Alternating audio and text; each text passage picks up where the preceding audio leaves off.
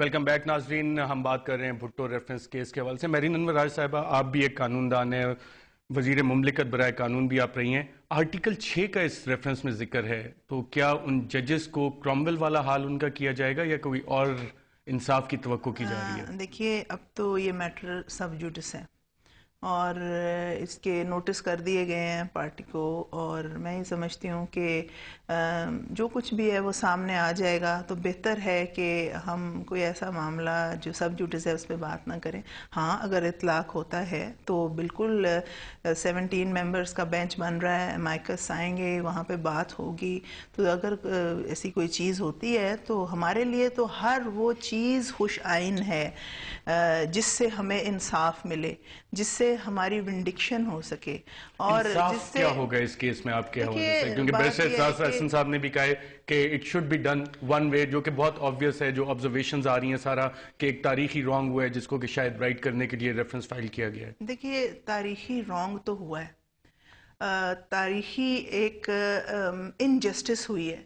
کچھ ایسے ججز جو ایک ڈکٹیٹر کے ہاتھ بک گئے اور مٹھی بھر ججز نے مل کے ایک پھانسی کا فیصلہ دے دیا گیا، ایک جوڈیشل مرڈر کیا گیا. دیکھیے، ایک قتل ہوتا ہے جو گولی سے کر دیا جاتا ہے، ایک چھری سے کر دیا جاتا ہے.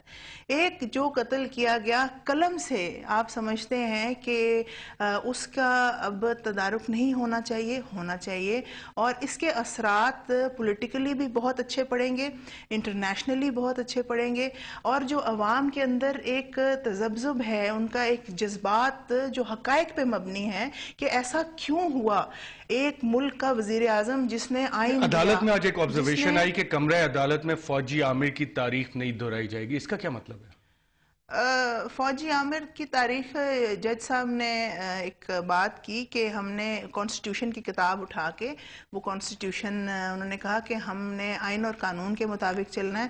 اور عامر کی تاریخ میں بات جو تھی وہ کہ اٹارنی جنرلز وزیر قانون بھی پیش ہو جاتے تھے عدالت میں، جو ایک مناسب بات نہیں ہے. تو انہوں نے کہا کہ ہم نے کوئی بھی ایسی چیز جو ڈکٹیٹرشپ میں غلط ہوتی تھی وہ ہم نے نہیں دہرانی، تاکہ کوئی بھی ایسا ابہام اس کیس میں نہ رہے. اور میں سمجھتی ہوں ایک اچھی چیز ہے کہ کوئی بھی ایسی ہچ نہ رہے، کوئی بات نہ رہے کہ کسی کو بات کرنے کا موقع مل جائے. تو میں یہ سمجھتی ہوں کہ ایک بڑا پازیٹیو ایٹیچیوڈ تھا ججز کا، اور یہ حق تھا کیونکہ جناب ذوالفقار علی بھٹو شہید صاحب نے کہا کہ میرا کوئی خاندان نہیں ہے، میرے کوئی بچے نہیں ہیں، میرے بچے میری عوام ہے، میری قوم ہے. تو قوم یہ ڈیمانڈ کر رہی تھی، ان کی فیملی یہ ڈیمانڈ کر رہی تھی، جو پوری قوم، جو نیشن کے جو ایک قتل کیا گیا، جو ایک لکھ کے چند ججز نے، جب ایک آمر آتا ہے، ڈکٹیٹر آتا ہے، تو آپ نے دیکھا سزا شاید نہ مل سکے کہ ہسٹوریکل رانگ کو رائٹ کیا جائے. اس سلسلے میں ہم آپ کو سنواتے ہیں. سزا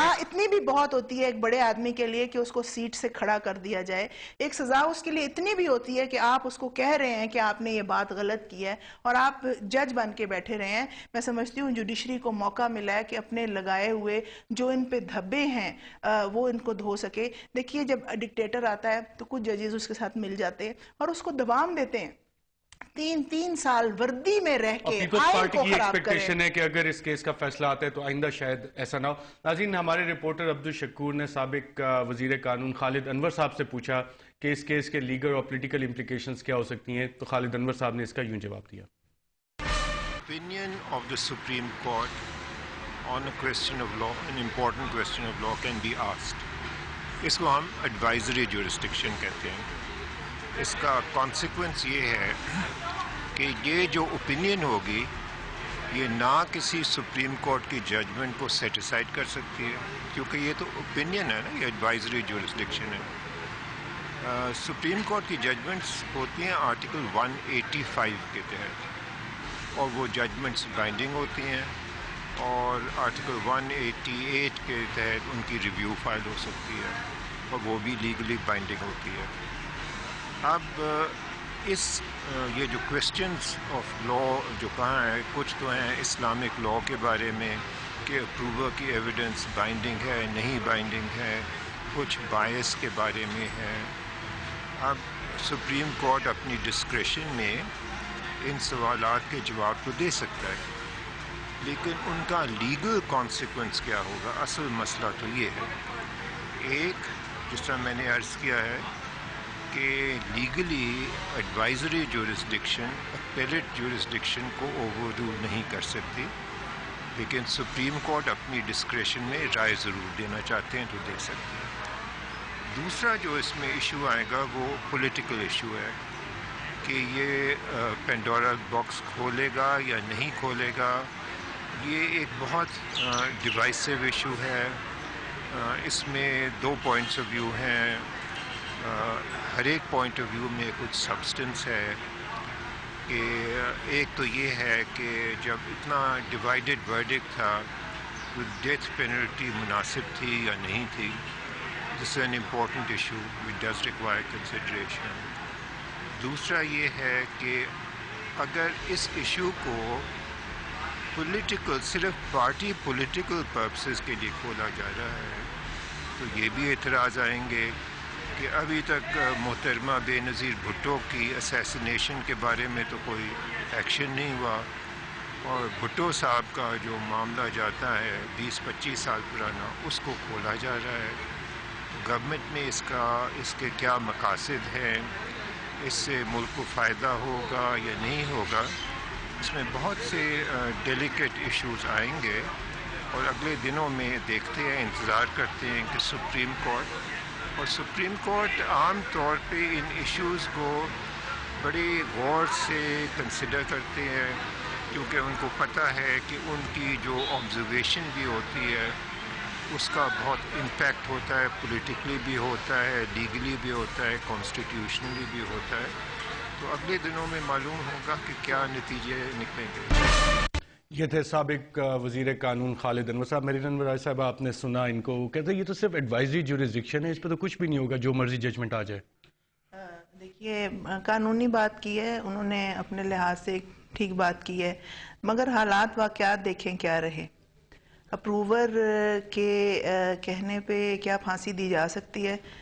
2009 میں P L D 2009 page 814 Nawaz Sharif صاحب کا جو کیس ہے ورسس اسٹیٹ، اس میں یہ تمام معاملات کلیئر کر دیے گئے۔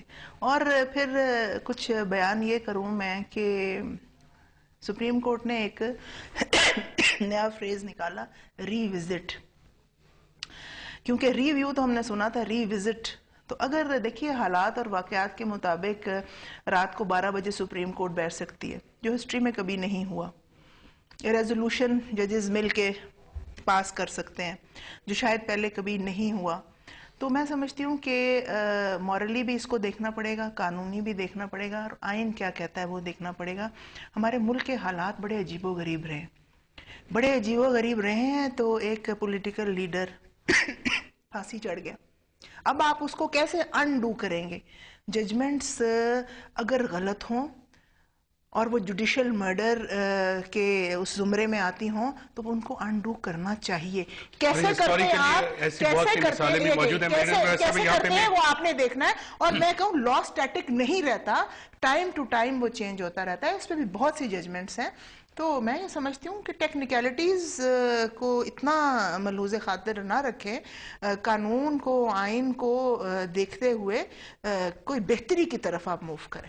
بالکل، اس کی بہت ساری امپلیکیشن۔ ناظرین، یہاں پہ ہم ایک وقفہ لیں گے اور وقفے کے بعد اپنی گفتگو جاری رکھیں گے۔